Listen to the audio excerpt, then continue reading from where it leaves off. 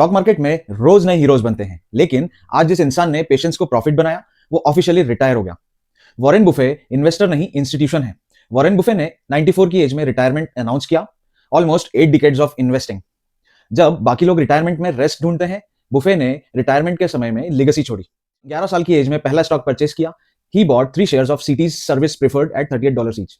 ही also delivered newspapers, sold chewing और उन्होंने pinball मशीनें भी बेची। बुफे का चाइल्डहुड लेसन क्लियर था, पैसा काम करता है अगर तुम उसे काम पर लगाओ। उन्होंने कभी फास्ट मनी को चेज नहीं किया, उन्होंने टाइम को अपना पार्टनर बनाया। हाँ, कई बार बुफे भी गलत निकले, जैसे बर्कशायर हैथवे का जब टेक्सटाइल बिजनेस आया, it was a bad call. Dexter shoes का बिजनेस जीरो हो गया। टेक स्टॉक्स को डिकेड्स तक उन्होंने इग्नोर किया, लेकिन उनका एज क्या था? ईगो नहीं, acceptance and course correction.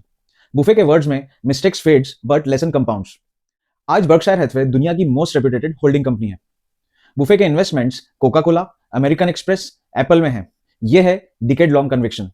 Although his net इज $90+ बिलियन, पर लाइफस्टाइल सेम हाउस 1958 से, simple food, no luxury obsessions. Lesson, पैसा दिखाने के लिए नहीं होता, पैसा ऑप्शंस क्रिएट करता है। सबसे इंपॉर्टेंट पार्ट, बुफे ने अपनी 99% वेल्थ को डोनेट करने का प्लान पहले ही अनाउंस कर दिया था।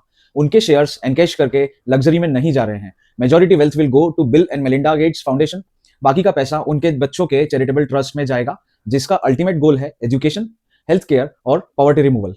बुफे ने क्लियरली बोला, I don't want to create dynasties, I want to solve the problems. Some rules Warren Buffett always followed. Rule number 1, never lose money, and rule number 2, never forget rule number 1। इसके अलावा price और value अलग अलग चीज होती है।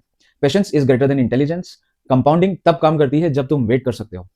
Market से ज्यादा डेंजरस आपके इमोशन होते हैं। और सबसे अंडररेटेड लेसन है, cash is discipline not laziness. कुछ सक्सेस मंत्र जिसके साथ वो जिए, be fearful when others are greedy and greedy when others are fearful. अच्छी कंपनी को थोड़ा महंगा खरीदना बेटर है, बजाय इसके कि एवरेज कंपनी को सिर्फ सस्ती लगने पर ले लिया जाए। रिस्क तब आता है जब आपको खुद नहीं पता आप क्या कर रहे हो। सिर्फ वही स्टॉक खरीदो जिसको आप बिना टेंशन के 10 साल तक होल्ड कर सकते हो, चाहे मार्केट बंद ही क्यों ना हो जाए। Think like an owner. Stock का सिर्फ मालिक मत बनो, बिजनेस का पार्टनर बन के सोचो। डिसिप्लिन रखो, उधार के पैसे से शेयर्स खरीदना इन्वेस्टमेंट नहीं, गैम्बलिंग होती है। और एक लाइन जो हर इन्वेस्टर को याद रखनी चाहिए, the stock market is a device for transferring money from the impatient to the patient. Warren Buffett retire हो गए, लेकिन उनका सबसे बड़ा रिटर्न पोर्टफोलियो नहीं था, उनका सबसे बड़ा रिटर्न था डिसिप्लिन, सिंप्लिसिटी एंड टाइम का रिस्पेक्ट। मार्केट उन्हें याद रखेगा रिटर्न्स के लिए, पर दुनिया उन्हें याद रखेगी वैल्यूज के लिए। जैसे slow is powerful, simple things works better and time always wins.